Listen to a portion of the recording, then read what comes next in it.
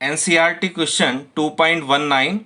The electron energy in hydrogen atom is given by En is equal to minus 2.18 into 10 to the power minus 18 divided by n square joule. Calculate the energy required to remove an electron completely from the n is equal to 2 orbit. What is the longest wavelength of light in centimeter that can be used to cause this transition? यहां पर जो question आपसे पूछा जा रहा है, इस question की मेन लाइन यहां से स्टार्ट होती है। आपसे एनर्जी कैलकुलेट करने के लिए बोल रहा है। किसके लिए? कि सेकंड ऑर्बिट में इलेक्ट्रॉन प्रेजेंट है, इस ऑर्बिट से आपको इलेक्ट्रॉन कंप्लीटली रिमूव करना है, तो उसके लिए रिक्वायर्ड एनर्जी आपसे कैलकुलेट करा रहा है। देखिए, जब भी इलेक्ट्रॉन को हम रिमूव करने की बात करते हैं तो रिमूव करने का मतलब यह है कि इलेक्ट्रॉन को इंफिनिटी तक ले जाया जा रहा है।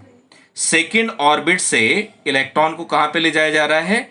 इंफिनिटी तक लेके जाया जा रहा है। तो इसके लिए जो एनर्जी रिक्वायर्ड होगी वो आपसे कैलकुलेट करा रहा है। तो अभी हमने फॉर्मूला देखा था कि delta E is equal to होता है 2.18 into 10 to the power minus 18 Z square 1/n1 square minus 1/n2 square. ठीक है बेटा, जेड यहां पर हाइड्रोजन एटम के लिए बात चल रही है, तो हाइड्रोजन एटम का एटॉमिक नंबर कितना होता है? 1 का स्क्वायर। अब n1 क्या होगा? लोवेस्ट ऑर्बिट, यहां पर 2 आ जाएगा। हाईएस्ट ऑर्बिट क्या है आपका? इंफिनिटी है, तो यहां पर इंफिनिटी का स्क्वायर, इसका स्क्वायर करेंगे तो 4 हो जाएगा। इंफिनिटी का स्क्वायर इंफिनिटी होता है, तो जब 1 इंफिनिटी, इंफिनिटी को जब 1 से डिवाइड करेंगे तो 0 आएगा। इसको जब हम पूरे को सॉल्व करते हैं तो हमारा आंसर आता है 0.545 into 10 to the power minus 18 joule.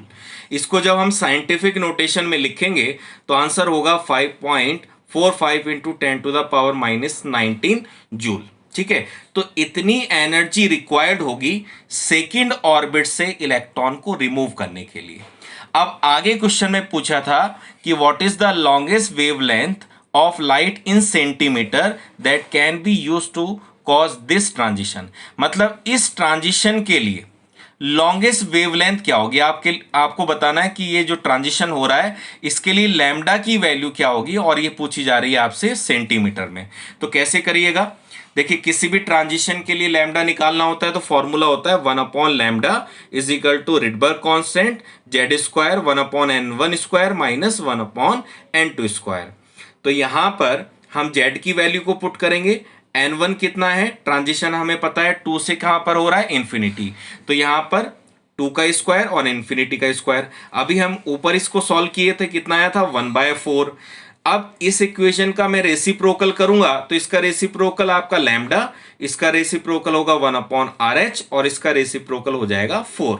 ठीक है, अब यहां पर आपको लैम्डा जो कैलकुलेट करना है वो सेंटीमीटर में करना है, तो यहां पर 1/RH की जो वैल्यू मुझे पुट करनी पड़ेगी वो सेंटीमीटर में पुट करनी पड़ेगी। और मैं आपको थ्योरी में लिखवा चुका हूं कि 1/R की वैल्यू होती है 9 से 12 एंगस्ट्रॉम, और सेंटीमीटर में बात करें तो 9.12 into 10 to the power minus 6 centimetre होती है। तो यहां पर 1/RH की जगह मैं पुट करूंगा 9.12 into 10 to the power minus 6 centimetre और मल्टीप्लाई 4। इससे जब मैं इसको मल्टीप्लाई करूंगा तो 36.48 into 10 to the power minus 6 centimetre, और अगर मैं इसको साइंटिफिक नोटेशन में लिखूं तो ये हो जाएगा 3.648 into 10 to the power minus 5 centimetre. This is the final answer.